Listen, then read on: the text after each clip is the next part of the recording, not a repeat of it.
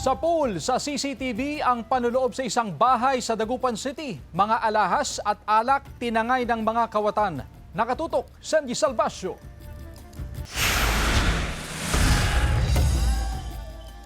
Mag-aalas 2 ng madaling araw kahapon, makikita sa CCTV footage ang pag-akyat ng tatlong lalaki sa bakod ng isang bahay sa Sitio Santa Maria, Barangay Bunuan, Bukid, Dagupan City.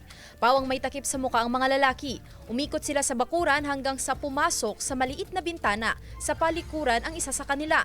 Nang makapasok sa loob, binuksan ang bintana sa isang kwarto. Dito pumasok ang dalawa. Sa CCTV sa loob ng bahay, hinalughog nila ang mga kwarto.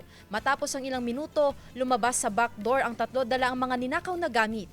Nasa ibang bansa ang may-ari ng bahay. Nagulat na lang ang caretaker kinaumagahan na nagkalat na ang mga gamit sa loob ng bahay. Ngayon, pagpasok ko dito sa loob, pag-ikot ko, nakabukas na yung back door. Hanggang pagpasok ko dito sa sala, yun nadungawan ko na yung master's bedroom nila at saka yung mga kwarto nila na nagkalat na yung mga gamit.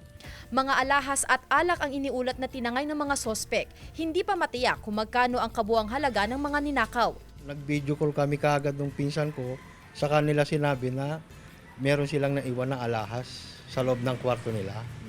Kaya yun ang parang initial na nireport nila na gamit na nawala. Patuloy ang investigasyon ng pulisya. May lead na raw sila sa isa sa mga sospek. Ongoing pa yung investigation natin ngayon, ma'am. At saka ganun na rin sa pagkakakilanlan ng mga suspect po natin. Ongoing pa po yung, yung hot pursuit sa mga... Paalala ng otoridad, tiyaking nakalak ang lahat ng mga bintana at pinto at magpakabit ng mga alarm device para sa dagdag seguridad. Sandy Salvacio, One North, Central Luzon.